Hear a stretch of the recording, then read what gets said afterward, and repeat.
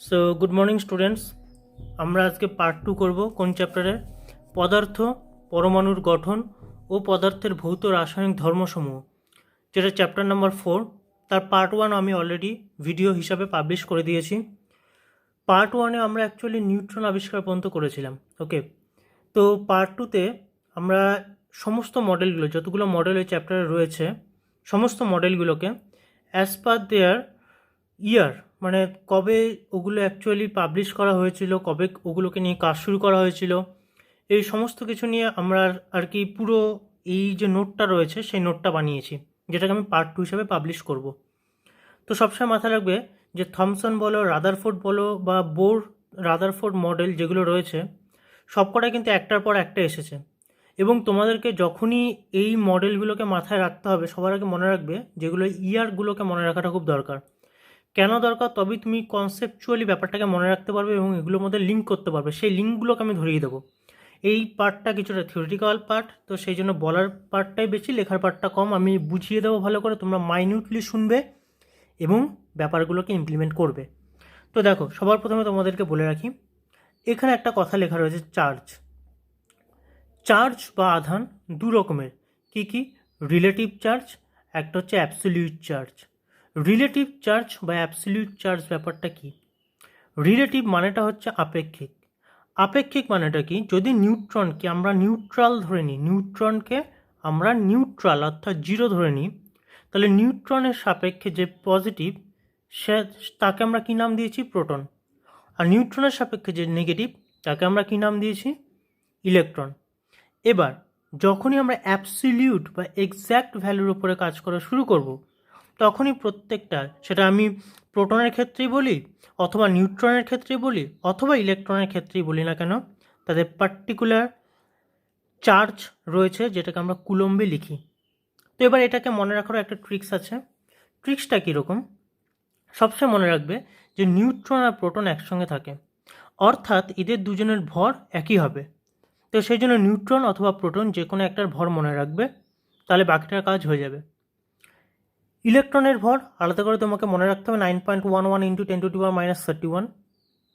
এখান থেকে একটা কোয়েশ্চেন বেরিয়ে আসে, যদি তিনটেকে কম্পেয়ার করি, তাহলে নিউট্রন, প্রোটন আর ইলেকট্রনের মধ্যে কার ভর বেশি? ভর অনুযায়ী তোমরা র্যাঙ্কিং করে আমাকে লিখে দেবে কমেন্ট বক্সে যে কার ভর সব থেকে বেশি, নিউট্রন, প্রোটন ও ইলেকট্রনের মধ্যে। নেক্সট, যখন আমরা আধানের ব্যাপারটা পড়ব, তখন সবসময় মনে রাখবে যে প্রোটন আর ইলেকট্রনের যে আধান, সেটা সবসময় ইকুয়াল হয়। তো সেই জন্য যখন প্রোটনের আধান লিখব, সেম ভ্যালু আগে প্লাস লিখে দেবো, আর যখন ইলেকট্রনের আধান লিখব তখন সেম ভ্যালুর আগে মাইনাস লিখে দেবো। আর নিউট্রন কী হয়? সবসময় নিউট্রাল হবে, অর্থাৎ 0 কুলম্ব। কুলম্বের আলাদা ডেফিনেশন হয়। কুলম্বের ডেফিনেশন যেহেতু লাগে না, তো সেই জন্য আমি আলাদা করে তোমাদেরকে এক্সপ্লেন করছি না কুলম্বের ডেফিনেশন। তবুও যদি কারো জানতে ইচ্ছা করে কমেন্ট বক্সে কমেন্ট করবে, তাহলে আমি ব্যাপারটা নিয়ে দেখব। নেক্সট দেখো, তোমাদের কাছে মোট 3টে অ্যাকচুয়ালি মডেল আছে, অ্যাটমিক মডেল। ওকে, 3টে মডেল অ্যাকচুয়ালি ডিসকাস করা হয়েছে। সেই 3টে মডেলকে আমি পুরো পয়েন্টগুলোকে না নোট ডাউন করেছি। তোমরা কী করো, সবসময় প্রত্যেকটা মডেলকে তাদের পয়েন্ট অনুযায়ী মনে রাখবে, দেন ইলাবোরেশন যখন করবে, অর্থাৎ নিজেদের মতন করে যখন লিখবে, তখন বইটা অবশ্যই ভালো করে পড়বে। তো দেখো, সবার প্রথমে কী রয়েছে? Thomson model. থমসন মডেলে 3টে পয়েন্ট মনে রাখার আগে সব থেকে ইম্পর্ট্যান্ট যেটা, কত সালে এসেছিল? 1898। আর যদি আমরা ইলেকট্রন আবিষ্কার দেখি, সেটা কিন্তু পরবর্তীকালে। অর্থাৎ থমসন মডেলের যখন গল্পটা স্টার্ট হয়েছিল বা থমসন মডেল যখন এসেছিল, তখন মডেলে মানে অ্যাকচুয়ালি অ্যাটমের কনসেপ্টটা ছিল এরকম যে অ্যাটম হচ্ছে এরকম একটা বল, যে বলটা হচ্ছে ধনাত্মক আয়ন দিয়ে তৈরি, অর্থাৎ এর চারিদিকে, বলটার চারিদিকে কী রয়েছে? পজিটিভ। আর এদের মাঝখানে যে গহ্বরটা রয়েছে, এখানে ইলেকট্রনগুলো রয়েছে যারা এরকম দৌড়াদৌড়ি করছে। এইটা ছিল ওদের কনসেপ্ট। তো সেই জন্য থমসন মডেলে ইলেকট্রনের মানে যে অ্যাটমিক মডেলটা ছিল, সেটার নাম কী ছিল?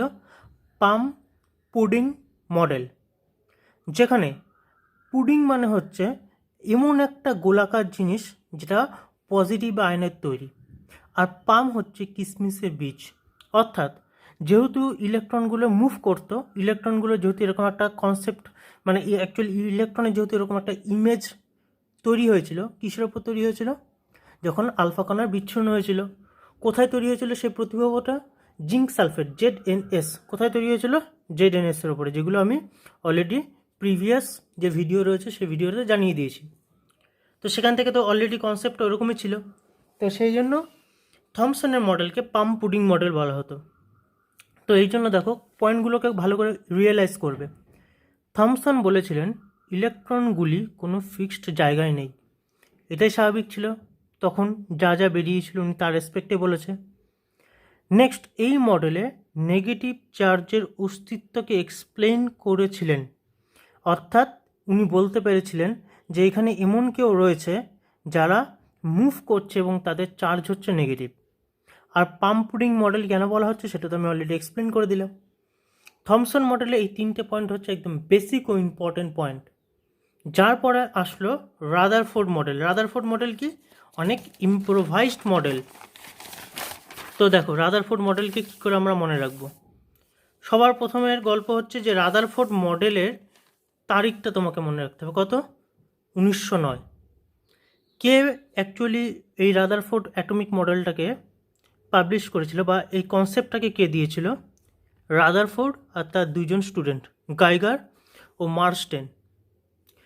তো রাদারফোর্ড মডেলের মেইন কনসেপ্ট কী ছিল?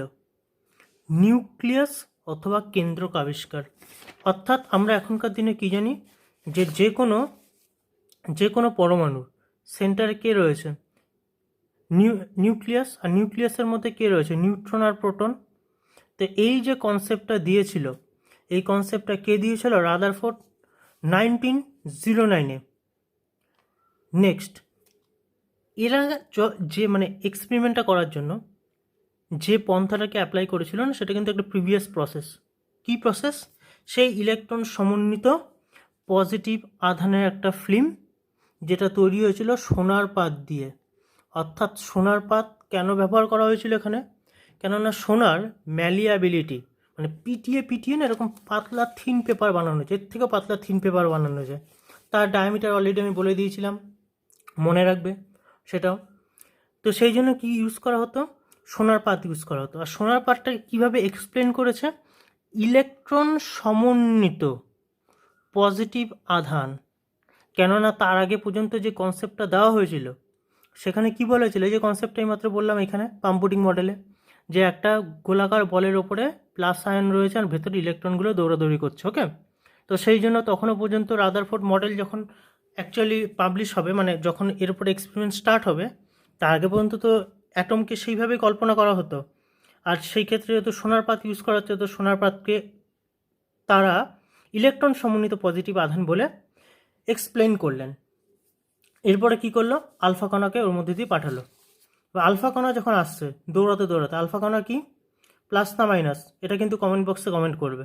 ওকে, আলফা কণা প্লাস না মাইনাস? আলফা কণা দৌড়াতে দৌড়াতে আসছে, এসে কোথায় অ্যাকচুয়ালি এটা কি সেই সোনার প্লেটটা, যে সোনার প্লেটটার মধ্যে এসে ওরা কি করছে? কলিশন করবে। কলিশন যখনই করবে তখন দেখো সবাই কি আসছে? প্যারালালি আসছে। যদি প্যারালাল আসে, এর পেছনে কি রয়েছে? জিঙ্ক সালফেট রয়েছে। জিঙ্ক সালফেটের মধ্যে এগুলোর কি হবে? ইমপ্রেশন তৈরি হবে। সেগুলো কি একটা নির্দিষ্ট গ্যাপ থাকা দরকার, কিন্তু ছিল না কিছু কিছু ক্ষেত্রে। সেখান থেকে বোঝা গেল যে আলফা কণা কিছু কিছু জায়গায় বেঁকে যাচ্ছে। কেন বেঁকে যাচ্ছে? তো এখান থেকে কি কি কনক্লুশনে আসলেন তারা? বললেন যে কিছু ক্ষেত্রে আলফা কণা বেঁকে যাচ্ছে, আর এই বেঁকে যাওয়ার কারণেই সোনার পাত পজিটিভ আধানকে কন্টেইন করছে, এই কনসেপ্টটা তৈরি হলো। ভালো করে বুঝবে, কিছু কিছু জায়গায় আলফা কণা বেঁকে গেল। কেননা আলফা কণা দেখো আমি লিখেও দিয়েছি, যাই হোক, আলফা কণা কী ছিল? পজিটিভ ছিল, অর্থাৎ সোনার পাত পজিটিভ। কিন্তু আগে কনসেপ্টটা কী ছিল? সোনার পাতের চারিদিকে রয়েছে কে? প্লাস, আর মধ্যেখানে কে রয়েছে?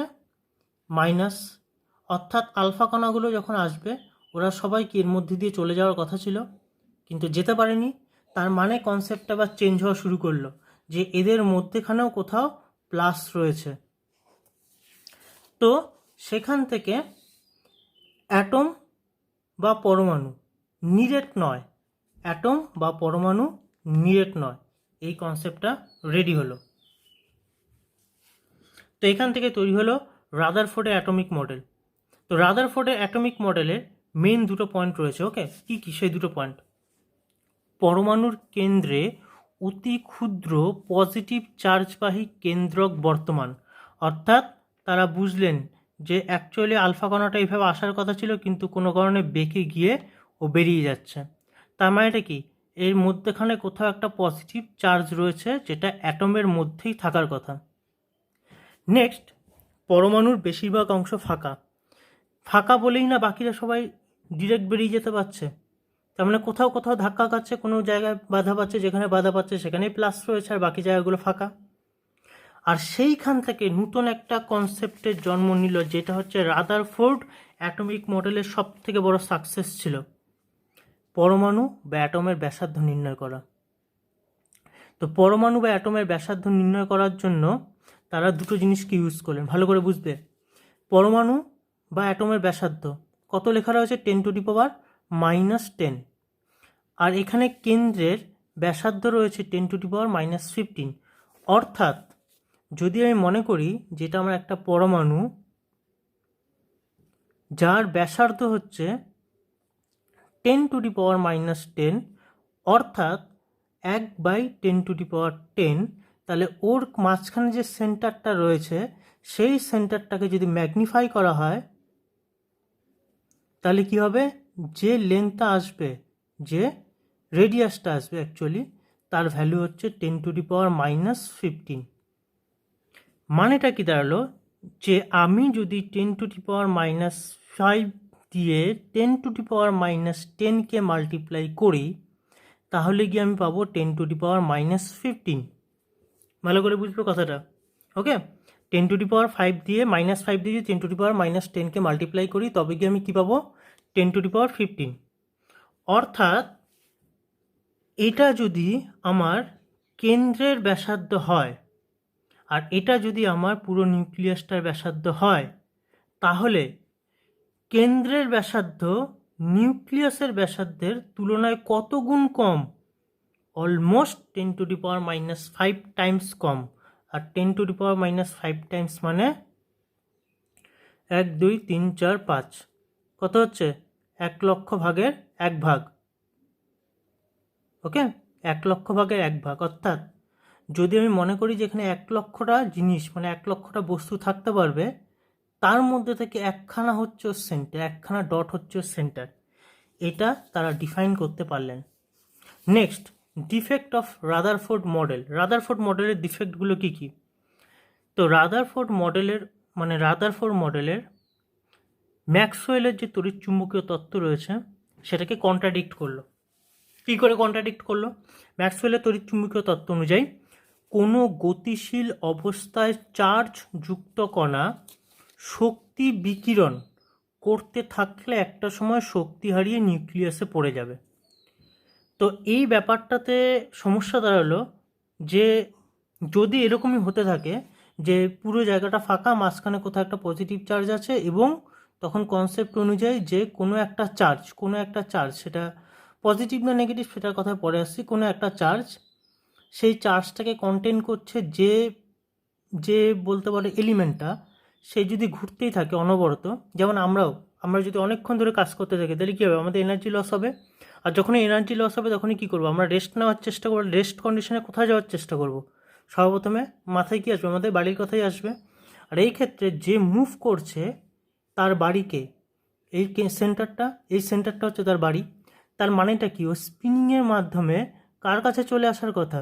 এই সেন্টারের কাছে চলে আসার কথা। যদি সত্যি তাই হয়, তাহলে কি হচ্ছে? একটা না একটা সময় পরে তো পরমাণুটা থাকছেই না, পরমাণুটা পুরোপুরি ধ্বংস হয়ে যাচ্ছে, কিন্তু দেখা যাচ্ছে না পরমাণুতে এক্সিস্ট করছে, ম্যাটার তো থেকে যাচ্ছে। অর্থাৎ এখান থেকে একটা সমস্যা তৈরি হলো যে পরমাণুর গঠন স্থায়ী নয়, এই ব্যাপারটায় গণ্ডগোল দেখা দিল। নেক্সট হচ্ছে ইলেকট্রনের কক্ষপথের আকার ও ব্যাসার্ধ সম্পর্কে কোনো ধারণা দেয়নি।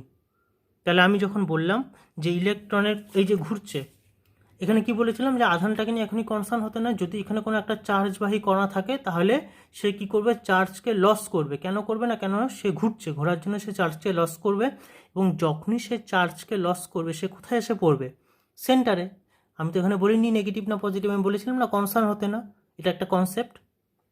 তো সেম কনসেপ্টের জন্যই কি দাঁড়ালো, যে ইলেকট্রনের যে কক্ষপথের আকার বা ইলেকট্রনের ব্যাসার্ধ কী হতে পারে সেটার সম্পর্কে কোনো ধারণা দিতে পারেনি, কিন্তু কি সম্পর্কে ধারণা দিয়েছিল, পরমাণুর কেন্দ্রের ব্যাসার্ধ সম্পর্কে ধারণা দিতে পেরেছিল। আর 3 নম্বর যে ত্রুটিটা ছিল সেটা কি ছিল, আবর্তনরত ইলেকট্রনের গতিবেগ ও গতিশক্তির ব্যাপারে কোনো কথা বলতে পারেনি। অর্থাৎ ইলেকট্রন যদি মুভ করেই থাকে তাহলে শক্তি কোথা থেকে পাচ্ছে, বা শক্তি কী করে লস করছে, বা সেই শক্তিকে কী করে সংরক্ষণ করছে যাতে পরমাণুটা স্থায়ী বা অস্থায়ী, এই সমস্যাগুলো যে দেখা দিচ্ছিল সেই সময়, সেগুলোকে কী করে শর্ট আউট করা যেতে পারে সেই ব্যাপারে কিন্তু কোনো কনসেপ্ট দিতে পারেনি। আর এর ঠিক কিছুদিন পরেই তার বন্ধু, রাদারফোর্ডের বন্ধু, তার নাম হচ্ছে নিলস বোর, 1913 সালে, কত সালে, 1913 সালে। এই জন্য বললাম যে তোমাদেরকে সবার প্রথমে কি মনে রাখতে হবে, ডেটগুলোকে মনে রাখতেই হবে। রাদারফোর্ডের বন্ধু নিলস বোর 1913 সালে একটা নতুন কনসেপ্ট দিলেন। সেখানে তিনি বললেন যে ইলেকট্রনগুলো যে কক্ষপথে যাচ্ছে যা বৃত্তাকার এবং নিউক্লিয়াসকে কেন্দ্র করে, উনি 3টা কথা বললেন। 1, বৃত্তাকার কক্ষপথে ঘুরছে, নিউক্লিয়াসকে কেন্দ্র করে ঘুরছে, এবং নির্দিষ্ট কক্ষপথে ঘুরছে। ঠিক কীরকম, আমাদের সৌরমণ্ডলে সূর্যের চারিদিকে যেমন পৃথিবী ঘুরছে ঘুরছে ঘুরছে ঘুরছে অনন্তকাল থেকে, ঠিক সেরকম। 2 নম্বর, কক্ষপথগুলিকে উনি স্টেশনারি অরবিট বললেন, অর্থাৎ এই কক্ষপথগুলোতে যতক্ষণ পর্যন্ত ইলেকট্রন থাকছে ততক্ষণ পর্যন্ত ওদের শক্তিটা কনজার্ভ থাকছে। তার ফলে কি হচ্ছে, ওরা স্পিন করতে করতে করতে কখনোই সেন্টারে চলে আসছে না। তো সেই জন্য যেহেতু এই ধরনের প্রপার্টি হচ্ছে না, তার মানে কি এর মধ্যে শক্তিটা কনজার্ভ থাকছে, অর্থাৎ এটা একটা স্টেশনারি অরবিট।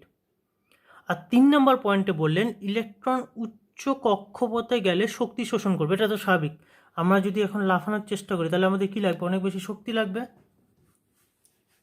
আর যদি নিম্ন কক্ষতে আসে তাহলে কী হবে, শক্তিকে এরা বর্জন করবে। এবার এখান থেকে নতুন কনসেপ্ট তৈরি হলো এই উচ্চ আর নিম্ন কক্ষপথের কনসেপ্ট, যেটার নাম দেওয়া হলো ইলেকট্রনিক অরবিট বা ইলেকট্রনীয় কক্ষপথ, ইলেকট্রনিক অরবিট বা ইলেকট্রনীয় কক্ষপথ। তো এখানে দেখো একটা নোট বানিয়েছি আমি, ইলেকট্রন নিজের এনার্জি রেডিয়েট অর্থাৎ গ্রহণ বা বর্জন করবে না। এটা কিন্তু বোরের তত্ত্ব অনুযায়ী একটা নোট বানানো, ওকে। আর 2 নম্বর, বোর এক একটি অরবিটকে এক একটি শক্তিস্তর বলে আখ্যা দিয়েছিলেন। শক্তির স্তর অর্থাৎ যে স্তরে অনেক শক্তি আছে এবং যে শক্তি কনজার্ভ। তো সেই জন্য এক একটা অরবিটকে, এই একটা অরবিট, পরের একটা অরবিট, এই প্রত্যেকটা অরবিটকে উনি শক্তি স্তর বলেছিলেন, যেখানে ইলেকট্রনগুলো মহাশুকে বিরাজমান, ওকে। এবার নেক্সট হচ্ছে ইলেকট্রনিক অরবিট বা ইলেকট্রনীয় কক্ষপথ কীভাবে কাজ করে, কীভাবে বের করতে হয় এবং এগুলোকে কী নামে অ্যাকচুয়ালি ডিফাইন করা হয় সেগুলো। তো দেখো, এটা হচ্ছে আমার কাছে কি সেন্টার, তারপরে কি রয়েছে, এক ধাপ ওপরের শক্তি স্তর, দেন আরেক ধাপ ওপরের শক্তি স্তর, দেন আরও এক ধাপ ওপরের শক্তি স্তর, এভাবে শক্তি স্তর বাড়তেই থাকবে। অর্থাৎ যখন আমরা কে, এল, এম, এন এইভাবে অ্যালফাবেটিক্যাল অর্ডার, এটা জাস্ট নাম দেওয়া হয়, ওকে। অ্যালফাবেটিক্যাল অর্ডারে যখন নামকরণগুলো মানে অ্যালফাবেটিক্যাল অর্ডারে যখন এগোবো তখন শক্তি স্তর এক এক করে বাড়বে। আর এই শক্তি স্তরে থাকা ইলেকট্রনগুলোকে মানে ইলেকট্রনের বিন্যাস এক একটা শক্তি স্তরে অর্থাৎ এক একটা কক্ষপথে কতগুলো করে ইলেকট্রন থাকবে তার জন্য একটা ফর্মুলা ইউজ করা হয়। সেই ফর্মুলায় একটা জিনিস দরকার হয়, সেটার নাম হচ্ছে ছোটো হাতের এন। সেই ছোটো হাতের এন কে এর ক্ষেত্রে কত 1, এল এর ক্ষেত্রে 2, এম এর ক্ষেত্রে 3, মানে কে থেকে শুরু এদিকে এগোতে থাকবে আর এদিকে এনের ভ্যালু বাড়তে থাকবে। অর্থাৎ শক্তি স্তরে থাকাকালীন ইলেকট্রনের শক্তির ক্রমবর্ধমান বিন্যাস অনুযায়ী কে সব থেকে ছোট, কেননা কে এর কাছে স্ট্রেংথ কম, তারপরে এল, তারপরে এম, তারপরে এন, তারপরে ও কন্টিনিউ। 2 নম্বর যে পয়েন্টটা রয়েছে, অ্যাটম বা পরমাণুর সবচেয়ে বাইরের যে শক্তি স্তর, সেখানে ইলেকট্রনগুলিকে যোজ্যতা ইলেকট্রন বলে, যেটা খুবই ইম্পর্ট্যান্ট একটা পয়েন্ট। এখান থেকে যোজ্যতা ইলেকট্রন মানে ভ্যালেন্সি আর ভ্যালেন্স ইলেকট্রন, এই দুটো খুব কোয়েশ্চেন আসে। যোজ্যতা কাকে বলে, যোজ্যতা কাকে বলে, আর যোজ্যতা ইলেকট্রন কাকে বলে। যোজ্যতা ইলেকট্রন বের করতে দেয়, যেগুলোর অঙ্ক আমি তোমাদেরকে করাবো, ভালো করে বুঝবে। যোজ্যতা ইলেকট্রন কী জিনিস বোঝা দরকার। অ্যাটম বা পরমাণুর যদি এটাই বাইরের কক্ষপথ হয়, তাহলে বাইরের কক্ষপথে যতগুলো ইলেকট্রন থাকবে সেটাই হচ্ছে তার যোজ্যতা ইলেকট্রন, যার ওপর ডিপেন্ড করে যোজ্যতা তৈরি হয় এক একটা এলিমেন্টের। 2 নম্বর, এক একটি শক্তি স্তরে কতগুলো করে ইলেকট্রন থাকবে তার ফর্মুলা হচ্ছে 2n²। সাপোজ তোমাকে কেউ বলল যে এম শক্তি স্তরে কতগুলো ইলেকট্রন আছে, তার জন্য কি দরকার, 2n² দরকার। এম এর ক্ষেত্রে এন এর ভ্যালু কত, 3, অর্থাৎ 2 × 3² সমান 18টা ইলেকট্রন থাকবে। তাহলে এম কক্ষপথে কটা ইলেকট্রন থাকবে, 18টা। যদি তোমাকে কেউ বলে যে কে কক্ষপথে কটা ইলেকট্রন রয়েছে বা কে শক্তি স্তরে কটা ইলেকট্রন রয়েছে, তাহলে দেখো কে ক্ষেত্রে এন এর ভ্যালু কত, 1, তার মানে 2n² এর ভ্যালু কত হচ্ছে 2 × 1² সমান 2। তো সেই জন্য ইলেকট্রন কম, মানে শক্তি স্তরে শক্তি কনজার্ভ যে এনার্জি রয়েছে সেটাও কম। লাস্ট যে পয়েন্টটা রয়েছে, একটি শক্তি স্তর বা আচ্ছা এটা তো বলেই দিলাম। লাস্ট যে পয়েন্টটা রয়েছে, বাইরের কক্ষের শক্তি স্তরে 8টি ইলেকট্রন থাকলে পরমাণুটি নিষ্ক্রিয় হয়ে যায়।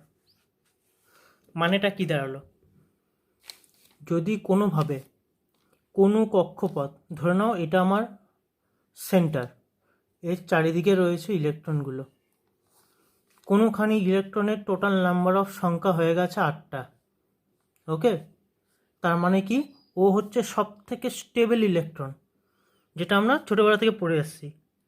এবার এই ক্ষেত্রে ব্যতিক্রমকে হিলিয়াম। কেন হিলিয়াম, হিলিয়াম কোথায় থাকে, হাইড্রোজেন আর হিলিয়াম, তাহলে হিলিয়ামের বাইরের কক্ষপথে কটা ইলেকট্রন থাকার কথা, বোঝা গেল, কিন্তু তারপরেও ও কি স্টেবল, সেই জন্য এক্সেপশনকে হিলিয়াম।